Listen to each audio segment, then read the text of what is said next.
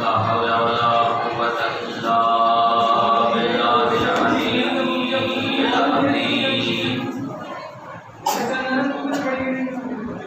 أعوذ بالله من الشيطان الرجيم. بسم الله الرحمن الرحيم. الحمد لله الذي نور قلوبنا بولاية الحسين وأبيه وجده وأبيه وأمه وشيعته ومواليه وأجلى عيوننا بالبكاء في عزائه ومصيبته وجعل هاتين الموهبتين وسيلة لنا في نيل قربته وتحسين رحمته. ثم الصلاة والسلام على سيد الثقلين نبي الحرمين جد الحسنين القاسم محمد. اللهم صل على محمد وآل محمد وآله الطيبين الطاهرين المعصومين المنتخبين المنتجبين المطلوبين ولعنة الله على أعدائهم أجمعين. أما بعد فقد قال مولانا أبو عبد الله سيد الشهداء الإمام الحسين عليه الصلاة والسلام: إني لم أخرج شرا ولا مطيرا ولا ظالما ولا مفسدا وإنما خرجت لطلب الإصلاح في أمة جدي أريد أن آمر بالمعروف وأنهى عن المنكر وأسير بسيرة جدي وأبي علي بن أبي طالب.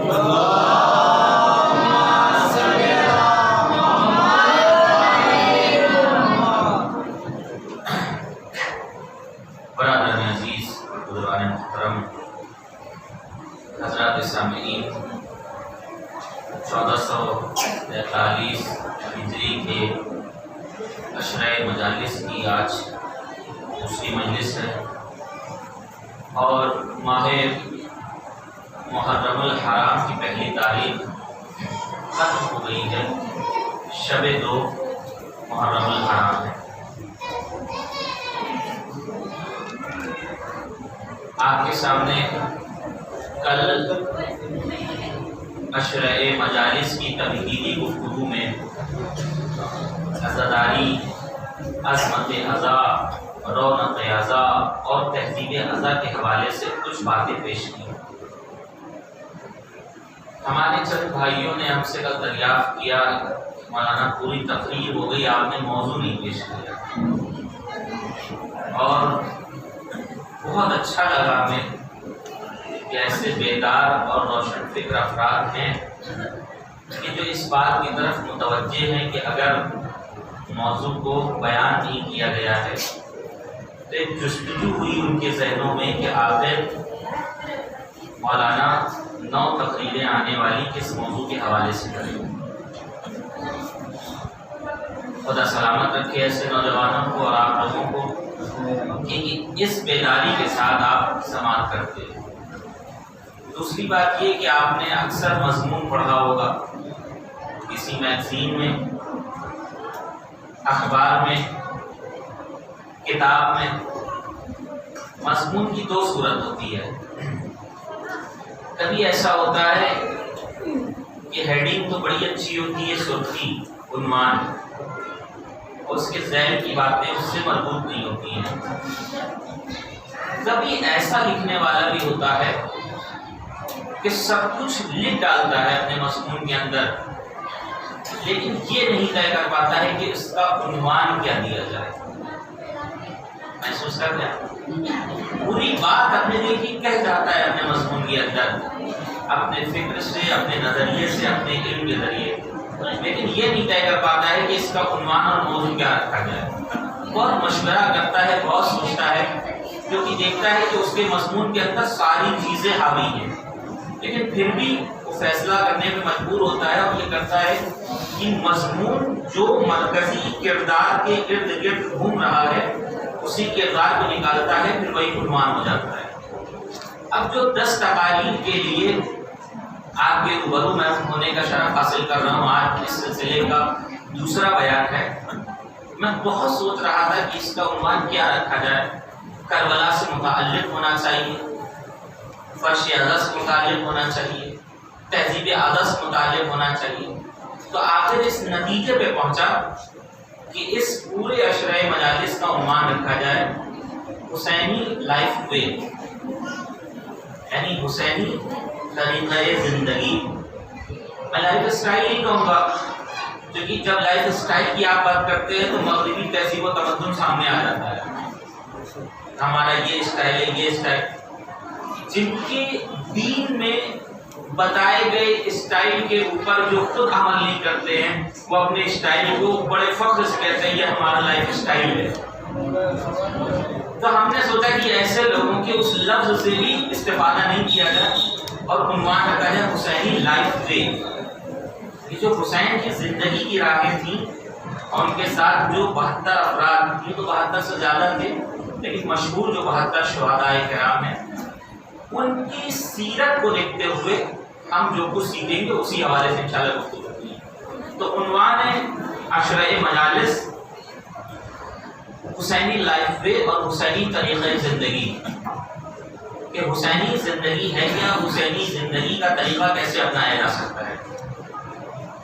باتیں بہت سی اس کے اندر آئیں گی اور موضوع کے اندر بڑی گنجائش ہے، کیونکہ 1400 سال ہو گئے آج تک امام حسین کی سیرت بیان کی جا رہی ہے، اور ہر سال جب انسان بیان کرنا شروع کرتا ہے تو ایک نئے زاویے سے امام حسین کی سیرت کو پیش کرتا ہے۔ کل آپ کے سامنے ایک اشکال انہوں نے پیش کیا تھا کہ لوگ کہتے ہیں 1400 سال سے یہ فرش ادا کیوں بچھ رہا ہے، 1400 سال سے امام حسین کا ہر سال کیوں تذکرہ کیا جاتا ہے؟ تو ایک جواب مختصر ہم نے کل دیا تھا کہ واقعہ 1400 سال پہلے ہوا تھا، لیکن جاری آج بھی ہے، اور جاری ظہور امام تک رہنے والا ہے۔ اب یہاں سے ایک اور لفظ سے استفادہ کرتا ہوں، بات یہیں سے انشاءاللہ جڑ جائے گی بغیر کسی تمہید۔ موضوع کے اوپر آ گیا میں کہ اس سورج کو بھی اگر آپ دیکھیں جو پروردگار نے خلق فرمایا ہے، تو سورج کا آغاز ایک ہی وقت میں ہوا تھا، سورج کی خلقت ایک ہی وقت میں ہوئی تھی، لیکن انسان ہزاروں اور لاکھوں برسوں سے سورج کو دیکھ رہا ہے، مگر کبھی یہ نہیں کہتا ہے کہ سورج پرانا ہو گیا ہمیں نیا سورج چاہیے۔ کبھی یہ نہیں کہتا ہے کہ سورج کی شعاؤں کو دیکھتے دیکھتے نگاہیں تھک گئی، روز صبح کو وہی سورج شام ہوتا ہے، دیکھیے وہی سورج ڈوب رہا ہے، وہی چاند روز ہر شب میں نمدار ہوتا ہے اور وہی رات کو غروب کر جاتا ہے۔ کبھی انسان یہ نہیں کہتا ہے، کیوں؟ کیونکہ اگر کہے گا تو اس سے بڑا بے وقوف اور احمق دنیا میں کوئی اور نہیں ہو سکتا ہے۔ اس لیے کہ سورج ضرور پرانا ہے، لیکن ہر صبح کو جب آتا ہے تو ہماری زندگی پرانی نہیں رہتی بلکہ زندگی نئی ہو جاتی ہے۔ اس لیے کہ آپ جس کل میں زندگی گزار رہے تھے کل گزر گیا، اب آج میں آپ نے قدم رکھ دیا ہے۔ تو کہنے کا مقصد یہ ہے کہ سورج تو ضرور پرانا ہے جس کی خلقت ہزاروں اور لاکھوں برس پہلے ہوئی ہے، دقیق تو ایگزیکٹ کوئی سائنٹسٹ نہیں بتا سکتا کہ کب خلق کیا گیا، لیکن ہزاروں لاکھوں برسوں پہلے جس سورج کی خلقت ہو گئی، یہ سورج روز آتا ہے لیکن نئی زندگی کی امیدیں لے کر آتا ہے، نئی شعاعیں لے کر آتا ہے، انسان کو زندگی گزارنے کا نیا حوصلہ دیتا ہے۔ پر اسی طرح سے واقعہ کربلا ہے جو کسی مذہب میں قید نہیں ہے، جو کسی قبیلے میں قید نہیں ہے، جو کسی ملک میں قید نہیں ہے، جو کسی خاص رنگ و نسل والوں کے لیے نہیں ہے۔ واقعہ کربلا آفاقی حیثیت رکھتا ہے، جہاں جہاں انسان کے سینے میں انسانیت کا دھڑکتا ہوا دل پایا جاتا ہے، وہی واقعہ کربلا کے اثرات بھی پائے جاتے ہیں۔ تو پھر مجھے کہنے کی اجازت دیجیے کہ جس طرح سے سورج پورے کائنات تک اپنی شعاعوں کو پہنچاتا ہے، پرانا ہو گیا مگر اس سے کوئی اثر نہیں، کیونکہ اثرات اور نتیجے نہیں دیتا ہے۔ واقعہ کربلا بھی 1400 سال پرانا ہے، لیکن چونکہ تمام عالم انسانیت کو پیغام دیتا ہے، اس لیے واقعہ کربلا 1400 سال پہلے ہوا تھا، لیکن ہر دن ایک نیا اثر دیتا ہے، ہر دن ایک نیا نتیجہ دیتا ہے۔ جب تک انسانیت کو واقعہ کربلا سے درس ملتا رہے گا، واقعہ کربلا تازہ رہے گا، کبھی پرانا نہیں ہو سکتا۔ صلوات سے صحابہ محمد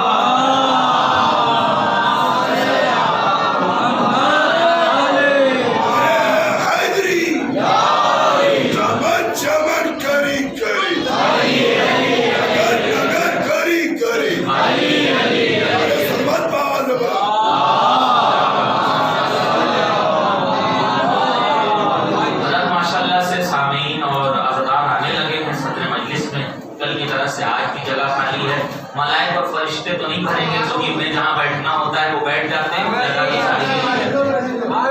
جوانوں سے گزارش ہے کہ آپ آگے آ جائیں گے۔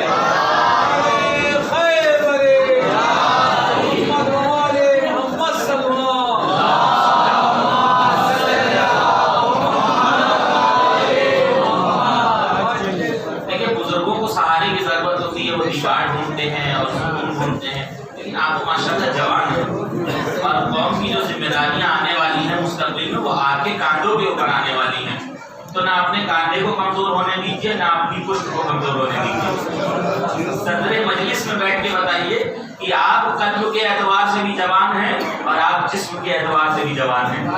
اب جو اس طرح سے جوان ہوگا اسی حسینی جوان کو حق بنتا ہے کہ حسینی مقصد کو کل مستقبل میں اپنے کاندھوں پہ اٹھا کے دادا یہ آپ کی عظمت کے لیے جملہ تھا۔ تو واقعہ کربلا ہمیشہ تازہ رہے گا اس واقعے سے جو حسینیوں کو ملتا ہے۔ تقریریں تو آپ بہت سنتے ہو ماشاءاللہ، ملک بھر کے جتنے اچھے خطباء کرام، مبلغین اور واعظین سب آپ کی بستی میں آتے ہیں، کسی سے آپ محروم نہیں رہے، کسی کے علمی وجود سے، بس ایک طالب علم ہونے کی حیثیت سے، اہل علم نہیں، کم علمی کا اعتراف کرتا ہوں، میں ایک طالب علمانہ گفتگو کروں گا آپ کے سامنے، جیسے پہلے آپ کے 2 سال قبل کرتے جا چکا ہوں۔ فضائل اور مناقب اگر ڈھونڈیں گے آپ تو کربلا کے اندر بہت ملیں گے، کیونکہ جب بھی کربلا ہماری نگاہوں کے سامنے آتی ہے آنکھیں تو ضرور بھر جاتی ہیں، غم، مصیبت، درد، پریشانی، رنج، الم، دکھ، فریاد، بے چینی، یہ ساری چیزیں کربلا، جیسے ہی نام کربلا کا آتا ہے یہ ساری چیزیں ذہنوں میں آ جاتی ہیں۔ لیکن اس سے ہٹ کے دیکھیے، کربلا میں مصیبت بھی ہے، کربلا کے اندر فضیلت بھی پائی جاتی ہے، کربلا کے اندر مصائب بھی ہیں، کربلا کے اندر فضائل و مناقب بھی پوشیدہ ہیں۔ تو ہم اس نئے زاویے سے کربلا کو جو نو تفسیریں ہماری ہیں اس میں جاننے کی کوشش کریں گے۔ حسینی لائف وے، حسینی طریقہ زندگی کیا ہے؟ حسینی زندگی کو سمجھنے سے پہلے ضروری ہے کہ ہم یہ سمجھیں کہ زندگی کیا ہے، کیونکہ جب تک ہمیں زندگی ہی نہیں سمجھ میں آئے گی حسینی زندگی تک کہاں پہنچ سکتے ہیں کہ نہیں؟ زندگی کیا ہے؟ میں بہت سادہ سیدھے کی بات کروں گا، جوانوں تک بات میری پہنچ جائے اور چھوٹے بھائیوں تک۔ زندگی کیا ہے؟ ابھی ہم آپ سے پوچھیں، آپ اپنے اعتبار سے تعریف کریں گے زندگی کی؟ کوئی کہے گا کھانا اور پینا زندگی ہے، کوئی کہے گا کھانا پینا کیا جب تک پیسے نہ ہوں تو کمانا زندگی ہے، کوئی کہے گا ایسی دولت کیا جو دولت تو ہو جائے مگر زندگی میں سکون نہ ملے، تو کوئی کہے گا سکون کا نام زندگی ہے، کوئی کہے یہ ساری چیزیں ہو جائیں لیکن جب تک علم نہیں ہو تو زندگی بیکار ہے، تو اب اس کے لیے علم زندگی ہو جائے گی۔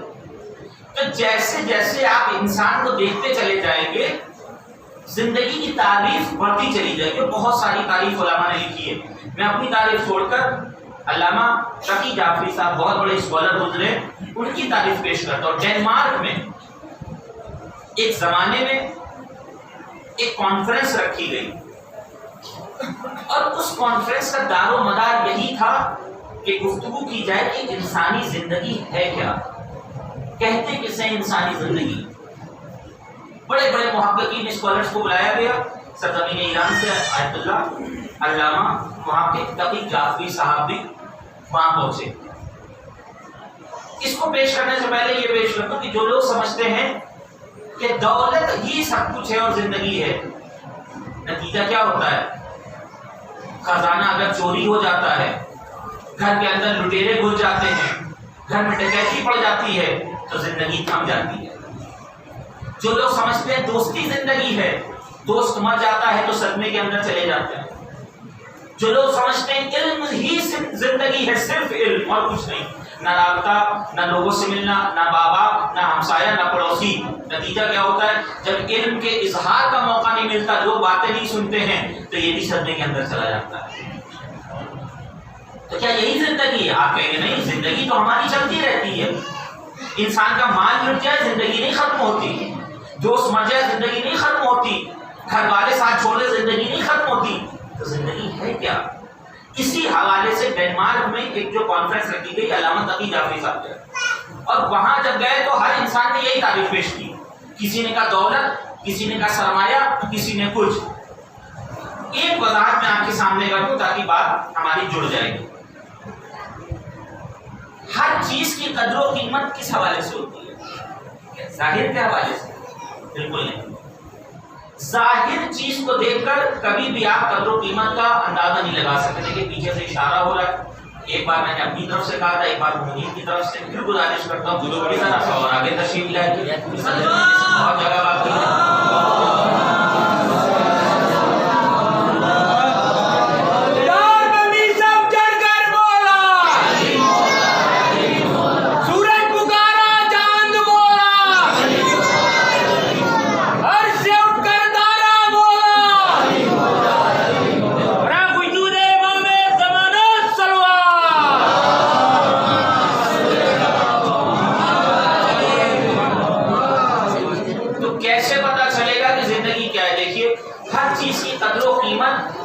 ظاہر سے نہیں ہوتی ہے، اس باطن سے ہوتی ہے جو اس کے پیچھے پوشیدہ ہوتی ہے، اور اس بیک اپ سے، اس سپورٹ سے جو سپورٹ اس کے پاس پہلے سے پایا جاتا ہے۔ مثلا میں آپ سے کہوں کہ جو ہمارے پاس کرنسی ہے، پیسہ 10 کی نوٹ، 100 کی نوٹ اور 2000 کی، 500 کی، اسی قدر و قیمت کیسے ہے؟ آپ سب جانتے ہیں، پڑھا لکھا مجمع ہے، اہل علم ہے، کہ ہمارے پاس جو نوٹ ہے یہ تو کاغذ کا ایک ٹکڑا ہے، وہ سرمایہ سونے کی اور گولڈ کی شکل میں جو حکومت اپنے پاس رکھتی ہے، اور انٹرنیشنل لیول بتایا جاتا ہے کہ ہمارے پاس کتنا گولڈ ہے، اس کی قدر و قیمت کے اعتبار سے اس کو اجازت ملتی ہے ملک کو کہ آپ اتنی کرنسی چھاپ سکتے ہیں۔ جیسے اس کی ویلیو کم ہوتی ہے، کرنسی کی ویلیو گر جاتی ہے، یہی ہوتا ہے۔ تو بیک اپ میں ایک چیز، ایک سپورٹ ہوتی ہے جو اس کی اہمیت کو بڑھا دیا کرتی ہے۔ پیٹرول کی قیمت کیسے ہوتی ہے آپ بتائیں؟ اچھا، یہ سونا بھی اور گولڈ بھی جتنا خالص ہوگا اتنی ہی کرنسی مضبوط ہوتی چلی جائے گی۔ پیٹرول کی قیمت کیسے؟ جو مثلا ہمارے حوالے چیزیں ہیں، کا پیٹرول جتنا خالص ہوگا اتنی اچھی ہی وہ قیمت دے کر جائے گا۔ ساری مثالیں چھوڑیے، دودھ کو دیکھیے، دودھ آپ کے یہاں کہیں بھی ملتا ہو، کہیں بھی دودھ والا ہو، آپ اس سے جو لیتے ہیں، نتیجہ کیا ہوتا ہے؟ کہتے ہیں سر خالص اور پیور دودھ ہمیں دینا۔ اچھی قیمت میں آپ پیور چیز خریدنے کے لیے تیار ہو جاتے ہیں، اور اگر آدھی قیمت کے اوپر بھی ملاوٹی چیز آپ کو دی جا رہی ہوگی تو آپ اس کو لینے سے انکار کر دیں گے۔ کیوں؟ کہیں گے صاحب یہ پیور چیز ہے، ہم زیادہ پیسہ دینے کے لیے تیار ہیں، اصل چیز ہمارے ہاتھ میں آ رہی ہے۔ تو اس کا مطلب ہوا کہ چیزوں کے اندر جتنا خالص پن پیدا ہوتا چلا جاتا ہے، اس کی قدر و قیمت اتنی ہی بڑھتی چلی جاتی ہے۔ بھئی یہ سمجھ گئے آپ؟ ڈنمارک کی کانفرنس میں ہر ایک کہہ رہا تھا کہ یہ دولت ہے زندگی، یہ سکون ہے زندگی، یہ سرمایہ ہے زندگی، یہ دوستی ہے زندگی، یہ ماں باپ ہے زندگی، یہ عیش و آرام ہے زندگی، یہ زندگی کے ظاہری تمام وسائل کا نام ہے زندگی، لیکن جب اہل بیت کے غلام نے آ کے، علامہ تقی جعفری صاحب نے جب وہاں آ کے نظریہ بیان کیا تو کہتے ہیں قیمت کل امرئ ما یحسن بہ، ہر انسان کی زندگی کی قیمت اتنی ہی ہے کہ جتنی اپنی زندگی کے اندر وہ اچھائیاں انجام دیتا ہے۔ ہر انسان کی زندگی کی قیمت اتنی ہے جتنی وہ اچھائیوں کو انجام دیا کرتا ہے۔ لیکن بہت اہم بات ہے اور بہت گہری بات ہے، جب یہ ہوا تو لوگ تالیاں بجانے لگے وہاں پہ۔ ہمارے اور آپ کی طرح مہذب مجمع تو تھا نہیں کہ سبحان اللہ اور ماشاء اللہ کہہ دیا، اور آج بھی آپ دیکھ لیجیے جہاں لوگ بہت زیادہ خوش ہو جاتے ہیں وہاں تالیوں کی گڑگڑاہٹ ہوتی ہے، چاہے سینما ہال کی کرسیاں ہوں اور چاہے کھیل کے میدان کی کرسیاں ہوں، جہاں بھی ہو، چاہے سیاست کی کرسی ہو اور چاہے ریلی ہو اور چاہے کوئی بھی بھاشن اور اسپیچ ہو، جب انسان عمومی پلیٹ فارم پہ ہوتا ہے بہت زیادہ خوش ہوتا ہے تو تالیاں بجا دیتا ہے۔ کیوں؟ کیونکہ اسے لگتا ہے کہ اس کے دل کی بات کہہ دی گئی اور اس کی روح کو تسلی مل جاتی ہے، لیکن صرف یہ روح کا بہانہ ہوتا ہے، سکون اس کے جسم کو ملتا ہے، اس کی روح کو کبھی سکون نہیں ملتا ہے۔ اور یہی وجہ آپ انسان کو دیکھیے، آج میں نے صبح کی مجلس میں یہ بات کہی تھی کہ انسان کے جسم کے لیے سارے سکون کا اہتمام کیا گیا ہے، لیکن انسان کی روح کے سکون کے لیے کوئی اہتمام نہیں ہوتا۔ بچے کے برتھ ڈے پارٹی سے لے کر اور انسان کی شادی کی سیریمنی تک جتنا کچھ ہو رہا ہوتا ہے یہ جسم کے نام پہ ہوتا ہے مگر روح کے نام پہ نہیں ہوتا ہے۔ پوری دنیا کی چکا چوند میں اور مادیت کی چہار دیواری میں گرنے والی انسانیت کو حسین کے صدقے میں 2 مہینہ 8 دن فرش اعظم پہ بلا کے بتایا جاتا ہے کہ یہاں صرف جسموں کو سکون نہیں دیا جاتا ہے بلکہ روحوں کے سکون کی باتیں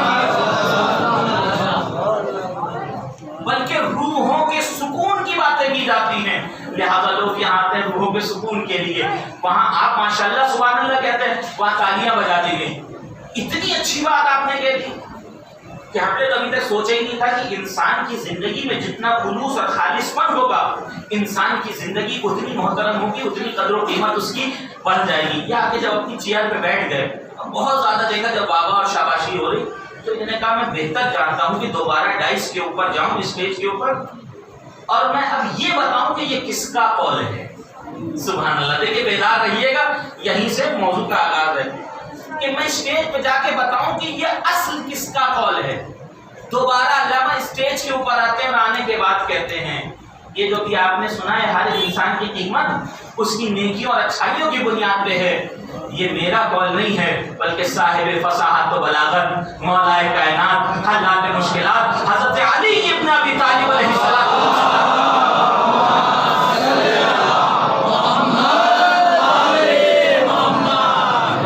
اس کا مطلب علی کل بھی مظلوم تھے، علی آج بھی مظلوم ہے۔ ہم نے علی علی کے نعرے تو لگائے ہیں مگر اصل وہ پیغام جو انسانیت کے لیے پہنچایا تھا علی نے، اس پیغام کو ہم نے اپنی زبان پہ جاری نہیں۔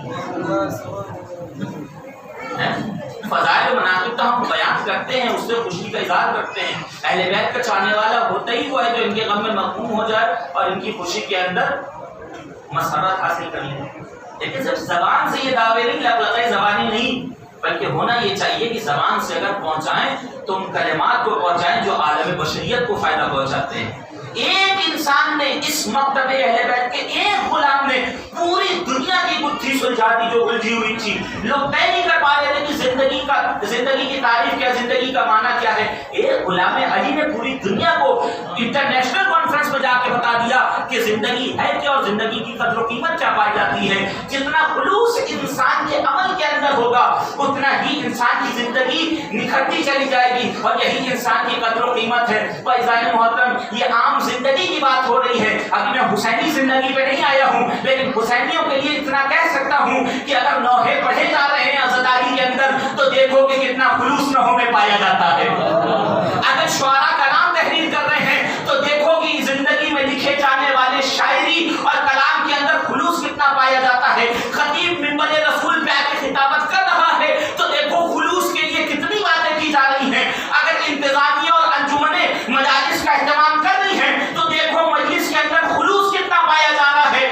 بس یاد رکھنا تبرک حسین کے لیے، سبیل حسین کے لیے، عزاداری حسین کے لیے، لیکن قبولیت اور اس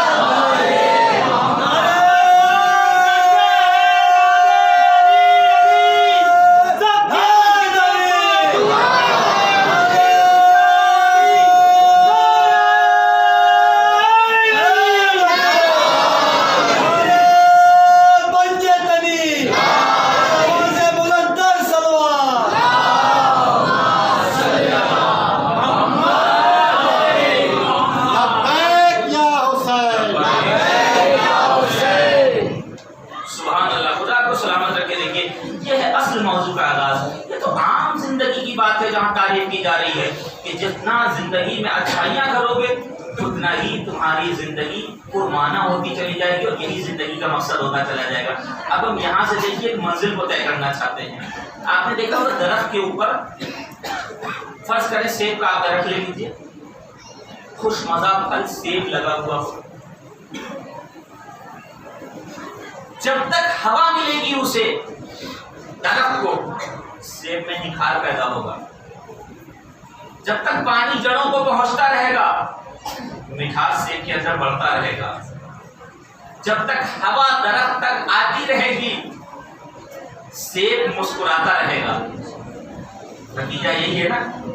لیکن اگر وہ سیب کو آپ جدا کر دیجیے درخت سے، اور درخت سے جدا کرنے کے بعد رکھ دیجیے وہیں درخت کے کنارے، اب ہوا بھی چل رہی، پانی بھی برس رہا، موسم بھی اس کے سازگار ہے، اس کے ساتھ ہے، نتیجہ کیا ہوگا؟ کیا جو سیب ابھی تک کھلکھلا رہا تھا، جو سیب اپنی زندگی کو بہتر سے بہتر بنا کے نکھار رہا تھا، کیا یہ سیب دوبارہ اسی طرح سے ہو سکتا ہے؟ نہیں، کیا آپ کے ساتھ نہیں ہو سکتا، نہیں ہو سکتا۔ کیوں؟ سیدھا سا اس کا جواب ہے، بچہ بھی ہمارا جانتا ہے، اس لیے کہ سیب جب درخت میں تھا تو اپنی اصل سے جڑا ہوا تھا۔ سیب جب درخت سے تھا تو اپنی اصل سے جڑا ہوا تھا۔ اب پانی بھی اسے فائدہ پہنچا رہا تھا، ہوا بھی فائدہ پہنچا رہی تھی، سورج کی کرنیں بھی درخت کے ذریعے سیب کو فائدہ پہنچا رہی تھی، زندگی کو حسین بنا رہی تھی۔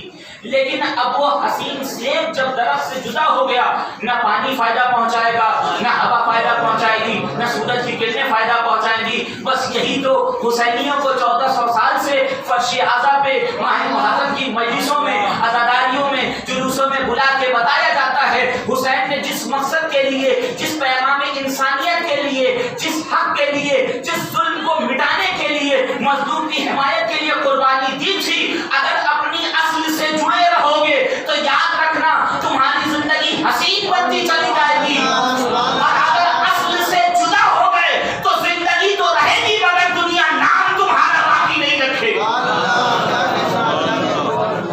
مگر دنیا تمہارا نام بھی باقی نہیں رکھے گی۔ کیوں؟ کیونکہ اصل سے جدا ہو گئے۔ اصل سے جدا صرف ظاہری طور پہ نہیں، کبھی ایسا ہوتا ہے ظاہری طور پہ تو فرش اعضا پہ بیٹھے ہیں مگر پوری دنیا میں ٹہل رہے ہوتے ہیں۔ ایک اور مثال دے، پوری مجلس سن کے چلے جاتے ہیں، ماتم، نوحہ، گریہ، اشک، سب کچھ بے پناہ ثواب ہے، بے پناہ ثواب ہے۔ ہم سب قائل ہیں اور ہمارا عقیدہ مسلم بھی ہے جو روایتوں میں ابھی میں بیان کروں گا انشاءاللہ۔ لیکن عام رونے والوں میں اور حسینیوں کے رونے میں اور گریہ میں کچھ تو فرق ہونا چاہیے۔ زندگی جتنی اچھائیاں ہوں گی اتنی حسین بنے گی، یہ زندگی کا مقصد ہے۔ یہاں سے میں وارد ہو گیا موضوع میں اور آپ کو احساس نہیں ہونے دیا۔ زندگی کو گزارنے کے لیے سب سے عظیم شے کا نام ہے علم۔ اگر علم نہیں ہے تو یاد رکھیے ظاہری طور پہ انسان زندہ ہوتا ہے مگر معاشرے میں مردہ ہو جاتا ہے، ظاہری طور پہ زندہ ہوتا ہے مگر معاشرے کے اندر مر جاتا ہے۔ آپ کہیں گے کیسے؟ روایت ہے نا، ان العالم حی وان کان میت، عالم جب مر جاتا ہے تب بھی زندہ رہتا ہے۔ کیوں؟ اپنے علم کی وجہ سے۔ اور مولا علی کا وہ شعر بھی آپ کے سامنے اس کا مفہوم بھی پیش کر دوں کہ امام کہتے ہیں کہ یتیم وہ نہیں ہوتا کہ جس کے باپ کا سایہ سر سے اٹھ جائے، یتیم حقیقی معنی میں وہ ہوتا ہے جو علم اور ادب اور معرفت سے محروم رہے۔ اب اس کا دوسرا رخ کیا مولا فرماتے ہیں، ان الجاہل میت وان کان حی، کہ جاہل مردہ ہوتا ہے چاہے معاشرے والوں کی نگاہ میں وہ زندہ ہی کیوں نہ ہو، تو چلتی پھرتی لاش ہوتا ہے۔ تو زندگی کے لیے سب سے اہم چیز کا نام ہے علم۔ علم بیکار ہے اگر انسان کا عقیدہ مضبوط نہ ہو پائے۔ اور آپ نے بہت سے علم والوں کو دیکھا ہوگا، علم تو لوگوں کے پاس منو موجود ہے لیکن آج دہشت گردوں کے لیے اسلحے بنا رہے ہیں۔ علم آپ نے دنیا میں بہت دیکھا ہوگا لیکن آج سوشل میڈیا پہ لوگوں کو گمراہ کرنے کے لیے ویب سائٹ بنائی جا رہی ہے۔ تو زندگی گزارنے کے لیے سب سے اہم شے کا نام ہے علم، اور علم بیکار ہے اگر عقیدہ انسان کا محکم نہ ہو پائے۔ دو چیزیں ہو گئی۔ اب تیسری، بچوں ذرا سا خاموشی کے ساتھ تحمل کے ساتھ سنو، تمہارے فائدے کی بات ہے۔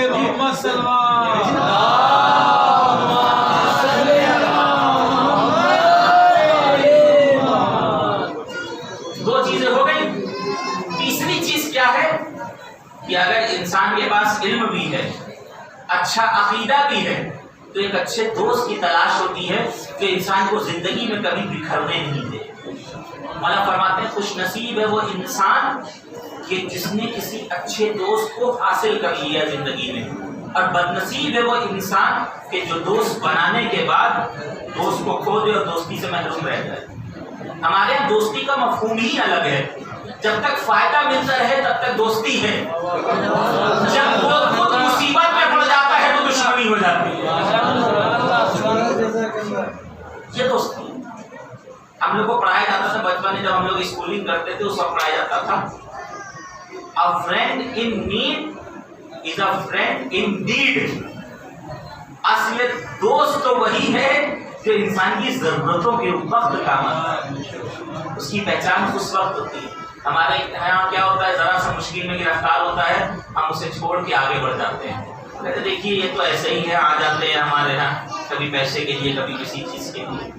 اشارہ تیسری چیز یہ ہے کہ اچھا دوست ہونا چاہیے۔ چوتھی چیز اب آپ کو بتاتے ہیں جو سارا دار و مدار جہاں سے امام حسین کے اس پیغام کربلا کے ذریعے سے آپ لے کے پڑھیں گے۔ چوتھی چیز ہے علماء کی ہم نشینی۔ علماء کی ہم نشینی، علماء کی ہم نشینی انسان کو اس کی زندگی میں پرمغز زندگی گزارنے کے لیے، پرمعنی اچھی زندگی گزارنے کے لیے راہیں ہموار کرتی ہیں۔ تو ابھی عام زندگی، حسینی زندگی کی بات نہیں کر رہا ہوں، عام زندگی ہے چار چیز: علم ہونا چاہیے، محکم عقیدہ ہونا چاہیے، اچھا دوست ہونا چاہیے، علماء کی ہم نشینی ہونی چاہیے۔ اب آئیے اب حسینیوں کی زندگی بیان کرتا ہوں، اپنی زبانی نہیں، سرکار سید الشہداء حضرت امام حسین علیہ السلام۔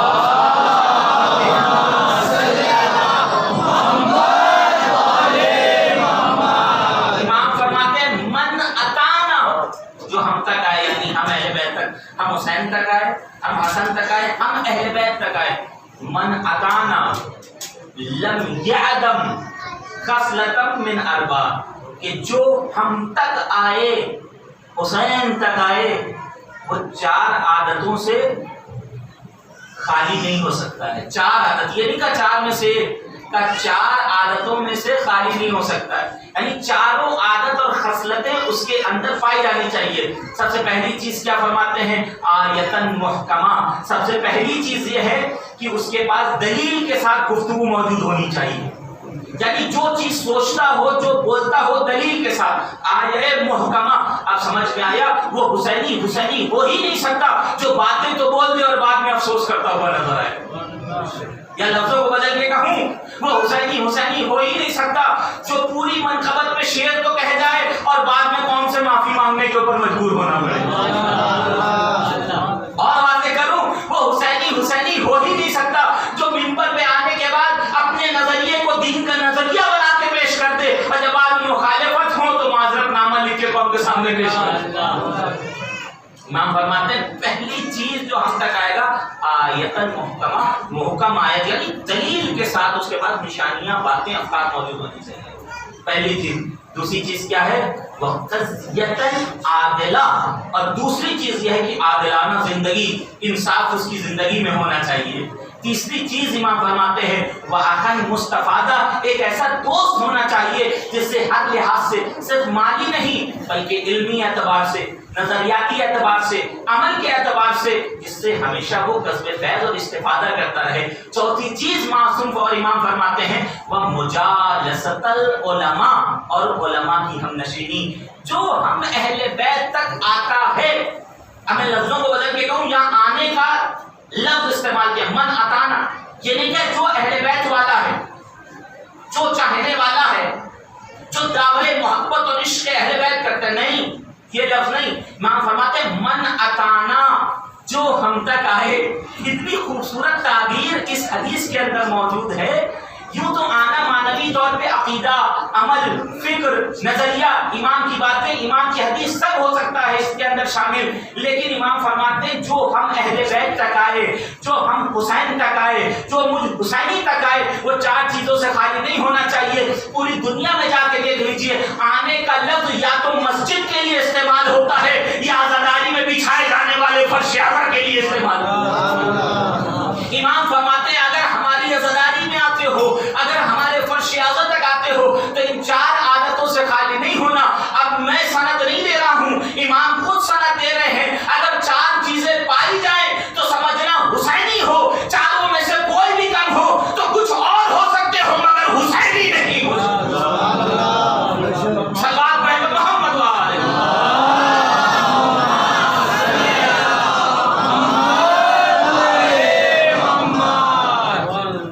چار میں سے کوئی ایک شے بھی اگر کم ہو جائے تو سمجھ لینا حسینی نہیں ہو سکتے۔ زندگی سے حسینی زندگی تک ہم آتے ہیں، نامحسوس طریقے سے موضوع کے اوپر مرتبط ہوگا، یہیں سے ساری باتیں ہوں گی انشاءاللہ۔ ہماری جو عزاداری ہے امام حسین کی یاد میں، اسے کرنے کے لیے چار مرحلے ہونے چاہیے جس سے ہم حسینی زندگی تک پہنچ جائیں۔ چار مرحلے کیا؟ سب سے پہلا مرحلہ کہ انسان کے وجود کے اندر غم کی کیفیت پائی جانی چاہیے۔ سب سے پہلا مرحلہ غم، مغموم، یعنی کل کی مجلس میں کہا تھا جوانوں کے لیے، ابتدائی مجلس میں کہ صرف جب فرش اعضاء پہ آئے تب مجلسی چہرہ نہ بنا لے، گھروں کے اندر بھی کم از کم 10 دن تو رعایت دی جائے۔ گھروں کے اندر بھی جائیں تو 4 لوگ بیٹھ کے تہتہے نہ لگائیں۔ پہلا مرحلہ عزاداری کو قائم رکھنے کا اور حسینی زندگی کی راہ پہ آنے کا پہلا مرحلہ کیا ہے؟ پورا وجود ہمارا غم کے اندر ڈوبا ہوا ہونا چاہیے۔ یہاں ہمارے جوان اور اہل علم اور بزرگ ایک اشکال اور اعتراض کر سکتے ہیں کہ مولانا غم تو غیروں کے اوپر بھی طاری ہوتا ہے۔ میں نے ابتدائی مجلس میں کہا تھا یہ یاد رکھیے گا اور مجلس میں بیان کروں گا، میں آگے اس مرحلے کو۔ آپ اعتراض کر سکتے ہیں کہ غم تو غیروں کے اوپر بھی طاری ہوتا ہے، نتیجہ کیا ہوتا ہے؟ نتیجہ میں آپ کو دکھاتا ہوں۔ آیت اللہ بہجت خدا غریب کا رحمت کرے، آپ سب نے نام سنا ہے، کارنامے پڑھے ہیں، بہت بڑی عرفانی شخصیت اس دنیا سے رخصت ہو گئی، خدا کروٹ کروٹ جنت نصیب کرے۔ ان کے بلندی درجات کے لیے بلند صلوات کیا۔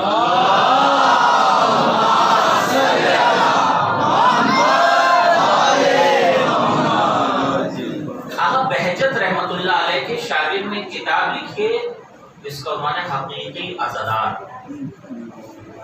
اس کے اندر ایک واقعہ تحریر کیا ہے کہ ایک شخص چاہنے والا، شیعہ، عزادار، محب امام، نجف اور کربلا کے درمیان رہتا تھا۔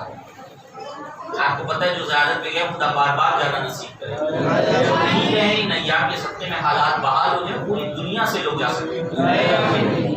نجف اور کربلا کے درمیان ایک مرد مومن اہل بیت کا چاہنے والا، اہل بیت کا متوالا رہا کرتا۔ اب سنیے، میں نے جو یہ کہا ہے کہ غم، پورا ہمارا وجود غم کے اندر ڈوبا ہونا چاہیے، تو غم تو غیر بھی مناتے ہیں، سنیے نا بہت غور سے۔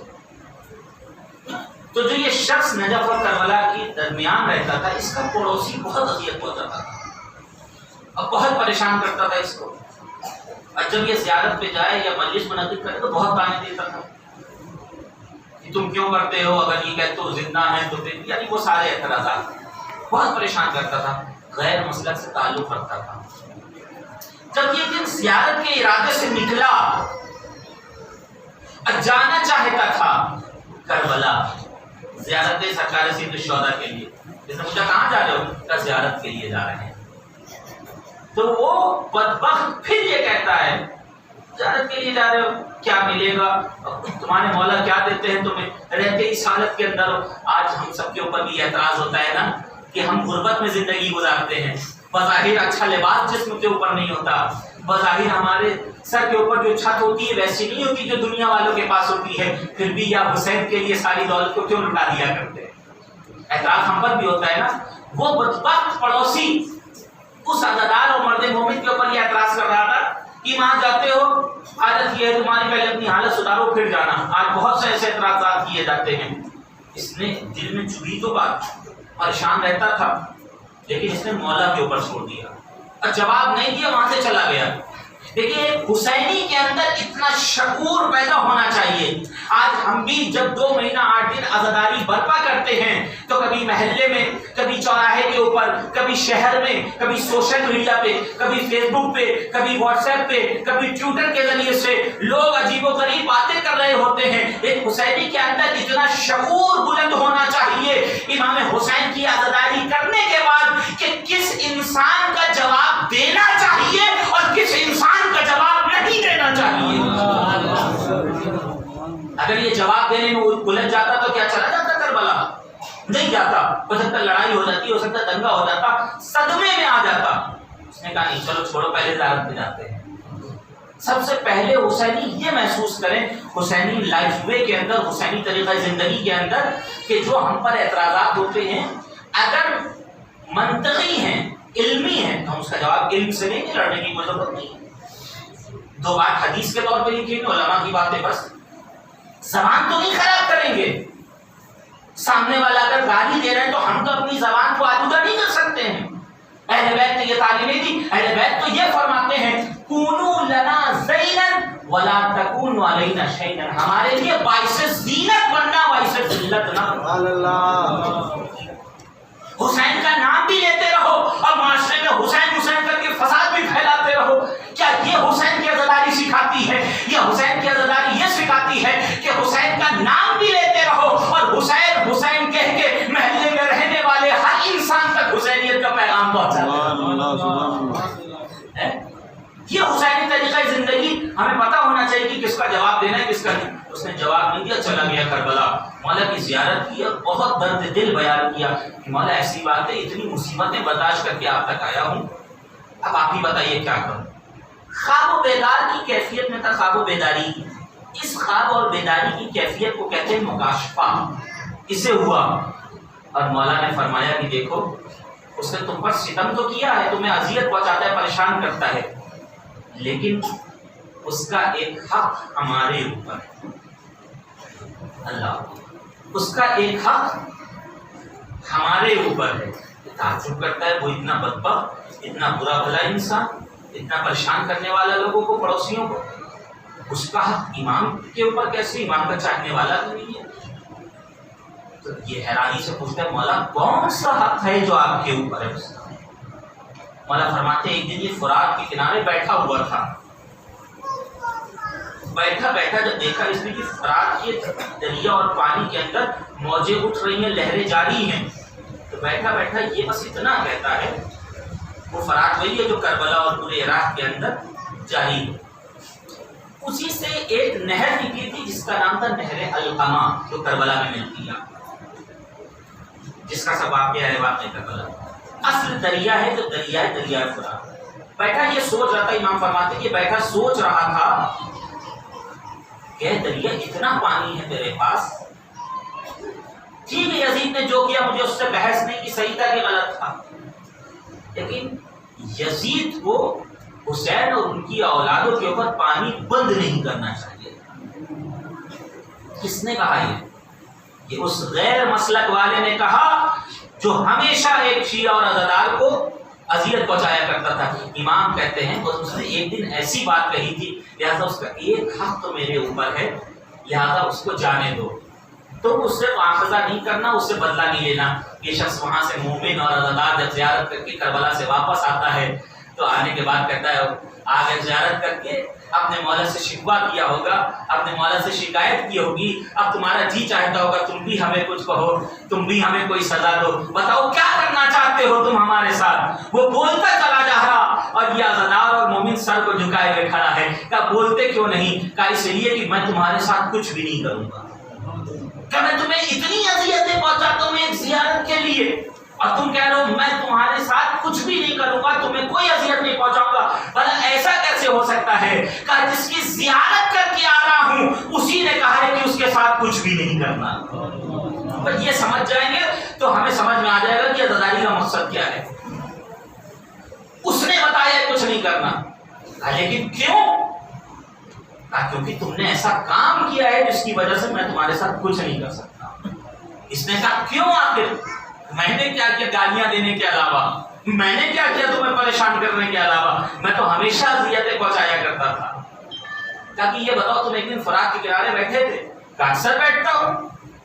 ایک دن موجوں کو دیکھتے ہوئے مدہوش ہو گئے تھے؟ کہا ہو جاتا ہوں کبھی کبھی۔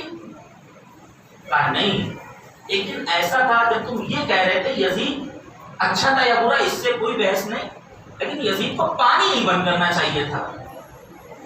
فوراً کہتا ہے یہ بتاؤ تمہیں کس نے بتایا؟ فوراً کہتا ہے بتاؤ، حقیقی عزادار نامی کتاب آقا بہجت کے شاگرد نے لکھی ہے، یہ حوالہ اس میں ہے۔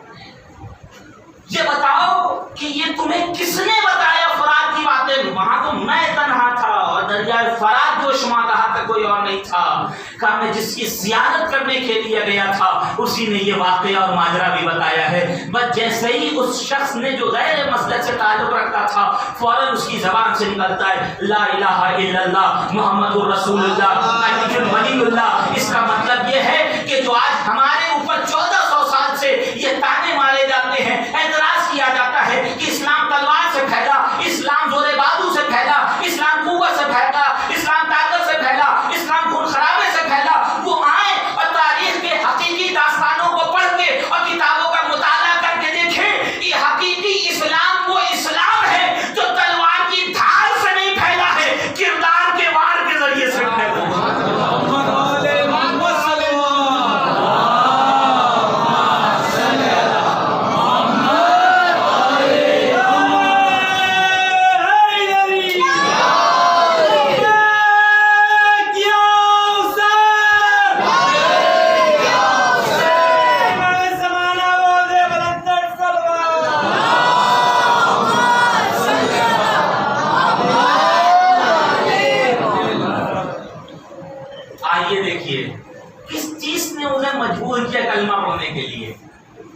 نہ اس نے مارا، نہ جواب ہی تو پتھر سے دیا، نہ برا بھلا کہا، بس اہل بیت کی جو بات تھی وہ پہنچاتی۔ ایک جملہ کہوں بہت اہم اور لیڈر کا ہے، وقت کے سپریم لیڈر کا۔ مجلسوں میں ہم آتے ہیں، غم ہم بھی مناتے ہیں، غم غیر بھی مناتا ہے، تبرک ہم بھی بانٹتے ہیں، تبرک غیر بھی بانٹتا ہے، سبیلے ہم بھی عاشورہ میں لگاتے ہیں، سبیلے غیر بھی لگاتے ہیں، عاشورہ اور اربعین کے اندر لگاتے ہیں، تعزیہ غیر بھی رکھتے ہیں، تابوت کے نیچے سے غیر بھی اپنے بچے کو گزارتے ہیں۔ امام حسین کا غم اتنا اثر رکھتا ہے کہ اپنے تو اپنے غیر بھی جب اس غم کا تذکرہ سن لیتے ہیں تو غم زدہ ہو جاتے ہیں۔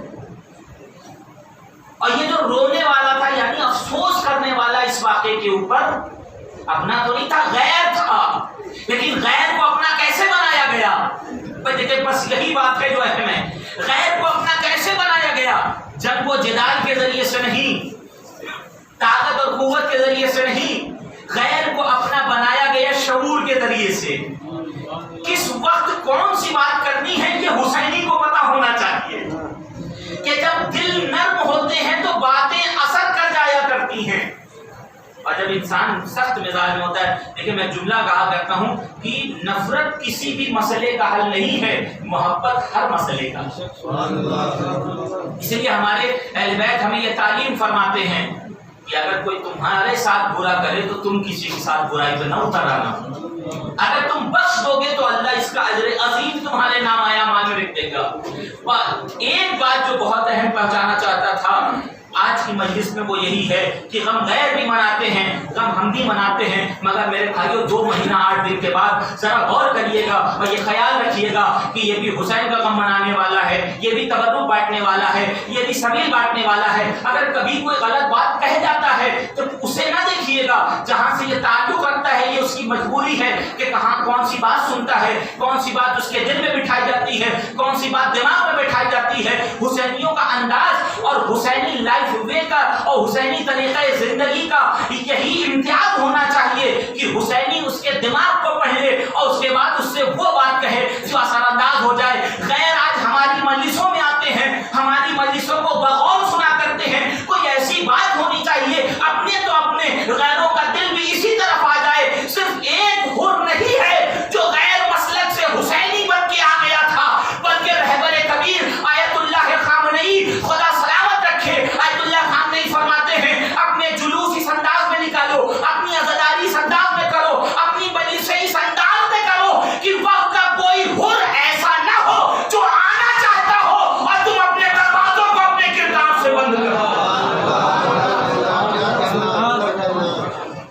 کہیں ایسا نہ ہو وقت کا حر آنا چاہتا ہو اپنے کردار سے تم دروازے کو بند کر دو.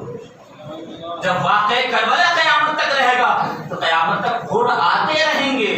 وہ ایک حر تھا، ہر وقت کے حر آتے رہیں گے اسحاق کے پیغام کو سنو. تو مجلسوں کا یہ نصب، پہلی چیز انسان کا پورا وجود غمزدہ ہونا چاہیے. دوسری چیز عزاداری اور حسینی لائف پہ کے لیے کیا ہے؟ دوسری چیز یہ ہے کہ اظہار محبت امام حسین علیہ السلام. یہ اظہار محبت میں جو ہمارے آنسو نکلتے ہیں، ہم نے ابتدائی مجلس میں کہا تھا کربلا مصیبت بھی ہے اور کربلا فضیلت بھی ہے، کربلا مصائب بھی ہے، کربلا مناقب و فضائل بھی ہے. ہم روتے ہیں تو ہم مناتے ہیں، اس کا ثواب تو مل ہی رہا ہے، لیکن روتے غیر بھی ہیں. ایک درجہ ذرا ان سے اوپر تو ہم کو اٹھ کے آنا چاہیے.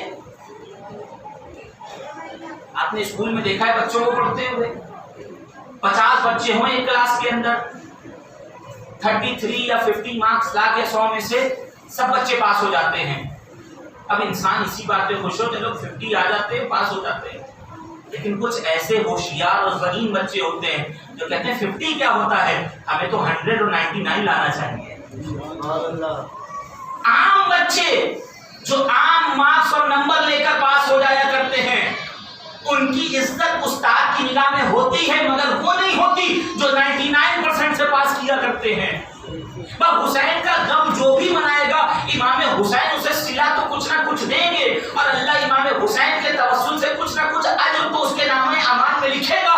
لیکن عام انسان بھی امام حسین کا غم سن کے آنسو بہا رہا اور حسینی بھی آنسو بہا رہے. کوئی تو فرق دونوں کے اندر ہونا چاہیے. جو جتنا نزدیک ہوتا ہے اس کا زیادہ ہی اس کی ذمہ داری ہوتی ہے، اس کا زیادہ فریضہ ہو جاتا ہے. تو عام انسان صرف آنسو بہا کے اجر پا لیتا ہے. ہمیں آنسوؤں کے ساتھ ساتھ اپنے کردار کو دکھانا چاہیے، اپنے شعور کو بلند کرنا چاہیے، اپنے ضمیر کے بلند کرنا چاہیے. 1400 سال سے ہم رو رہے ہیں، مگر اس انداز سے رونا چاہیے کہ جب ہماری آنکھوں سے اشکوں کے قطرے نکلے تو ہمیں اذیت نہیں ہو، ظالم کے فتوے اس کے سیلاب کے اندر رہ جائیں. سلوات پڑھے گا محمد والے.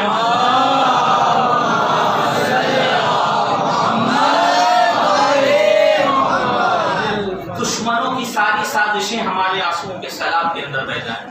یہ ہے حسینی طرز زندگی. اور اسی لیے حدیث میں کیا ملتا ہے؟ اِنَّ أَوَّلَ قَطْرَةٍ مِّن دُمُوعِهِ، پہلا قطرہ انسان کے آنسوؤں کا جو غم حسین کے اندر نکلتا ہے، لَأَطْفَأَتْ حَرَارَةَ النَّارِ، جہنم کی آگ کو بجھا دیتا ہے. اب آپ کہیں گے عاصم باقری صاحب جو منبر سے بیان کر رہے ہیں، اور آج دیکھیے اس طرح کی مشکلیں آ رہی ہیں، لوگ کہتے ہیں صاحب حوالہ کیا ہے اور یہ بات سمجھ میں نہیں آ رہی اور وہ بات سمجھ میں آ رہی. ہماری سمجھ کا قصور ہو سکتا ہے، معصوم کے قول میں کمی نہیں ہو سکتی. یہ جو حدیث پیش کی ہے کامل الزیارات جیسی اہم کتاب میں ہے، اور آیت اللہ طباطبائی جیسا مفسر اور مفکر خدا غنی کا رحمت کرے، آیت اللہ طباطبائی فرماتے تھے کہ کامل الزیارات کی ساری روایتیں معتبر ہیں، ساری روایتیں اس کی معتبر ہیں. خود روایت کہہ رہی ہے کہ پہلا قطرہ آنسوؤں کا اگر نکلے گا تو وہ آنسو کا قطرہ جہنم کی آگ کو ٹھنڈا کر دے گا. پہلا قطرہ. لیکن کیسے پہلا قطرہ؟ کیا بس ایسے اٹھا کے آئے اور فرش یادہ پہ بیٹھ گیا اور آنسو کا قطرہ گر گیا ہو گیا؟ معاف کریے گا جرأت و جسارت کر رہا ہوں، یہ تو غیر بھی سن کے ذکر رو لیتا ہے کہ جہنم سے بچ جائے گا، اجر تو کچھ نہ کچھ ملے گا قتلے کا. لیکن کب؟ جب شرائط اور معرفت کے ساتھ. آنسوؤں کا قطرہ اگر غم حسین میں نکل رہا ہے تو پھر یہ عہد کرنا چاہیے وارث اعضا سے فرش اعضا کے اوپر کہ ہم اپنی ذات سے کسی کو پریشان نہیں کریں گے اور کسی کے آنسوؤں کا سبب نہیں بنیں گے. اگر ماں باپ کے آنسو ہماری وجہ سے نکل رہے ہیں تو پھر آپ اپنا محاسبہ کر لیجئے گا. بھائی بہن کے آنسو ہماری وجہ سے نکل رہے ہیں تو اپنے کردار میں جھانک لیجئے گا. اگر بچوں اور اولادوں کے آنسو ہماری وجہ سے نکل رہے ہیں تو اپنے کردار کا جائزہ لے لینا چاہیے ہم کو. اگر پڑوسیوں کے آنسو ہماری وجہ سے ظلم کی وجہ سے نکل رہے ہیں پھر ہمیں سوچنا چاہیے یہ آنسو ہمیں جہنم سے بچائے گا یا ہمیں کہاں لے جائے گا، یہ ہمیں خود سوچنا چاہیے۔ علامہ طباطبائی سے کسی نے پوچھا، روایت ایسی ہے، بہت عظیم روایت ہے کہ ایک قطرہ انسان کے آنسوؤں کا اور اشکوں کا، آخری بات ہے، چوتھا مرحلہ بیان کر کے ختم کر دوں گا آج کی گفتگو، ایک قطرہ اشک کیسے جہنم کی آگ کو بجھا دے گا۔ آیت اللہ طباطبائی قربان جائیں ہمارے ایسے علماء، مفکرین اور محققین کے اوپر۔ آیت اللہ طباطبائی فرماتے ہیں، کیا تم نے نہیں سنا اللہ کا وعدہ کہ جو سچے دل کے ساتھ اپنے گناہوں پہ شرمندہ ہو کے توبہ اور استغفار کر لیتا ہے، اللہ اس کے سارے گناہوں کو معاف کر دیتا ہے۔ بس شرط یہ ہے کہ سچے دل کے ساتھ، اور یہ عہد کرے کہ آج کے بعد سے ایسا کچھ نہیں ہوگا۔ مولا ہم سب گناہگار ہیں، تیرے فرش عزا پہ بیٹھے ہوئے ہیں، لیکن آج سے یہ ارادہ کرتے ہیں اب تک جو ہم کرتے آئے تھے اب نہیں کریں گے۔ یہ ارادہ کر لیجیے تو یہی ایک قطرہ جہنم کی آگ کو بجھا دے گا۔ پہلا مرحلہ حسینی طریقہ زندگی کے لیے کیا ہے؟ پورا وجود غمزدہ ہونا چاہیے۔ دوسرا کیا ہے؟ اظہار محبت، امام حسین سے محبت ہے تو اظہار کرنا چاہیے۔ تیسری چیز کیا ہے؟ تیسری چیز یہ ہے کہ امام حسین کے دشمنوں سے بیزاری، صرف زبان سے نہیں کہ یزید مرد آباد، عمل سے بتاؤ کہ یزید شرابی تھا تو شراب کو ہاتھ نہیں لگاؤ گے۔ صرف زبان سے نہیں کہ یزید مرد آباد، یزید حلال کو حرام، حرام کو حلال کرنا چاہتا تھا، عمل سے بتاؤ کہ تم حرام چیزوں کے خلاف ہو۔ صرف زبان سے دعویٰ نہیں کہ یزید مرد آباد، یزید محترم لوگوں کی عزت کو پامال کرتا تھا، کسی حسینی کی عزت کو پامال نہیں کرنا، تب زبان سے کہنا یزید مرد آباد۔ تیسرا مرحلہ حسینی طریقہ زندگی کا، اس میں بہت میں ٹھہر کے بات کر سکتا تھا لیکن وقت ہو رہا ہے۔ تیسرا مرحلہ اظہار بیزاری دشمن حسین سے، کردار کے اعتبار سے۔ ہماری مشکل یہ ہے کہ قلب کے ذریعے ہم بہت مضبوط آدمی ہیں، قلب سے ہم بہت اظہار برات کرتے ہیں، زبان سے بھی ہم بہت اظہار برات کرتے ہیں، لیکن جب عمل کی بات آتی ہے تو ہم اپنی بغلیں ڈھانکنے لگتے ہیں۔ عمل کی بات آتی ہے تو اپنی بغلیں ڈھانکنے لگتے ہیں۔ میں آپ کو اور زیادہ سخت وادی کی طرف نہ لے جاؤں، چوتھا مرحلہ سن لیجیے حسینی طریقہ زندگی کا کیا ہے، تاکہ کل سے ساری باتیں آسان ہو جائیں گی۔ چوتھا مرحلہ، اگر تم نے پہلا مرحلہ پورے وجود میں غم حسین بٹھا لیا، دوسرا مرحلہ اگر اظہار محبت حسین کر لیا، تیسرا مرحلہ اگر اظہار براءت دشمنان اہل بیت دشمنان حسین کر لیا، تو چوتھا مرحلہ ان تینوں چیزوں کے بعد یہ ہونا چاہیے کہ چوتھا مرحلہ کہ اپنے پورے کردار کے اندر حسین کو بسا لینا چاہیے، پورے وجود کے اندر کربلا کو بسا لینا چاہیے۔ اب اگر گھر میں رہو تو کربلا ساتھ میں ہو تمہارے، سفر میں رہو تو کربلا تمہارے ساتھ میں ہو، حضر میں رہو تو کربلا تمہارے ساتھ میں ہو، اسکول کے اندر ہو تو کربلا تمہارے ساتھ میں ہو، یونیورسٹی میں تعلیم پڑھنا اور لکھنا اگر یہ تمہارا کام ہے تو کربلا اور پیغام کربلا تمہارے ساتھ ہو، اپنوں کے درمیان رہو تو کربلا تمہارے ساتھ ہو، غیروں کے درمیان رہو تو کربلا اور پیغام کربلا تمہارے ساتھ ہو۔ جب وہ تین مرحلے سے گزر گئے تو حسینی کردار اور حسینی طریقہ زندگی اور حسینی لائف میں یہی ہو سکتی ہے کہ زندگی میں جہاں بھی رہو، چھوٹے ہو تو کربلا کو دل میں بساؤ، بڑے ہو تو کربلا کو دل میں بساؤ۔ جب کربلا کو زندگی کے ہر مرحلے کے اوپر بسا لو گے تو 2500 سالہ شہنشاہیت بھی ہوگی تو ٹھوکروں سے اس کے تختے کو پلٹ دو گے۔ صرف ایک غلام خمینی کی شکل میں آیا، اس نے یہ نہیں دیکھا کہ پرانی شہنشاہیت ہے، بس حسینی کردار کو، کربلا کو اپنے دل میں بسا لیا۔ جلا وطن کیے گئے راہ تب بھی کربلا تھی، جیل میں گئے تب بھی کربلا تھی، مدرسے میں تھے تب بھی کربلا تھی، ایران واپس آ گئے تب بھی کربلا تھی۔ نتیجہ کیا ہوا؟ بس ایک ارادہ کر کے علی کی طرح ٹھوکر مارا، شہنشاہیت ادھر گر گئی، حسین کا پیغام ایران میں زندہ ہو گیا۔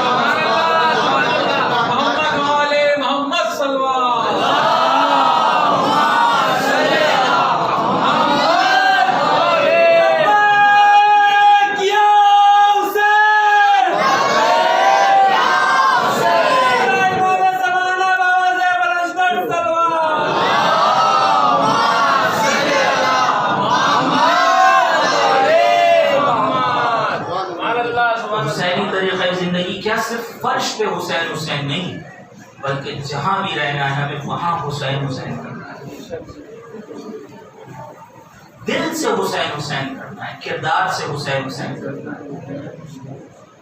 2 مہینہ 8 دن کی عزاداری کے بعد حسینی طریقہ زندگی یہ ہے، فرش عزا سے وفاداری کا پیغام ملتا ہے تو بھائیوں کے ساتھ وفاداری ہونی چاہیے۔ امام حسین نے کربلا سے لوگوں کے حقوق کو زندہ کیا ہے، سب کے حق کو ادا کیا ہے، تو حسینیوں کو حقوق کو زندہ کرنا چاہیے۔ فیضان محترم 1 گھنٹہ 1 منٹ میری تقریر ہو گئی ہے، اور میں نہیں چاہتا کہ ابتدائے مجالس سے آپ کے اوپر زیادہ بات رہے، کم باتیں آپ تک پہنچے، لیکن باتیں دل اور دماغ تک سرایت کرتی ہے۔ حسینی طریقۂ زندگی یہی ہوتی ہے کہ انسان قربانیوں پہ تیار ہو جاتا ہے مگر اپنے اصول اور شریعت سے سمجھوتا نہیں کرتا ہے۔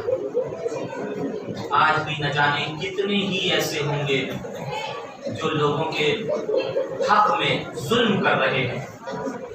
حسینی کو اتنا تو شعور ہونا چاہیے کہ کربلا کی زیارت کے بعد 2 مہینہ 8 دن فرش اعظم پہ امام حسین کا ذکر سننے کے بعد اتنا تو ہے ہونا چاہیے کہ حق کو حق کہہ سکے اور باطل کو باطل کہہ سکے۔ خانوادے کے اندر لڑائی ہو جاتی ہے، گھر 2 حصوں میں تقسیم ہو جاتا ہے، ایک بھائی الگ کھانا پکا رہا ہے، دوسرا الگ پکا رہا ہے، لیکن حسینی کے اندر اتنا شعور نہیں کہ وہ یہ کہتے کہ بھائی تم حق پہ ہو تم باطل پہ ہو، سمجھوتا کرو۔ اب ہم نہیں کریں گے تو کب کریں گے؟ 1400 سال ہو گئے۔ اس قوم کا گراف جہاں ہونا چاہیے ہم سب عہد کریں گے ہم وہاں گراف لے جائیں گے۔ عزیزان محترم 1 محرم آج ختم ہو گئی، پوری دنیا میں فرش اعظم بچھایا جا رہا ہے، پوری دنیا میں حسین مظلوم کا روم منایا جا رہا ہے۔ یہ یاد ہے اس کربلا کے مظلوم کی جسے 3 دن کی بھوک اور پیاس میں خود خنجر دبا کر خدا کو کوئی نہ دے سوائے غم اہل بیت اطہار اور سوائے غم کربلا کے۔ آپ کی آوازیں بلند ہو گئی ہیں، خدا ان آوازوں کے اوپر رحمت نازل کرے۔ میں 2 منظر آپ کو مدینے کے دکھاتا ہوں، 2 الگ الگ اعتبار سے روایتیں ملتی ہیں۔ ایک روایت میں یہ ہے کہ امام حسین علیہ السلام کی ولادت کے وقت جبرائیل نے خبر غم سنائی تھی، سب رو پڑے تھے۔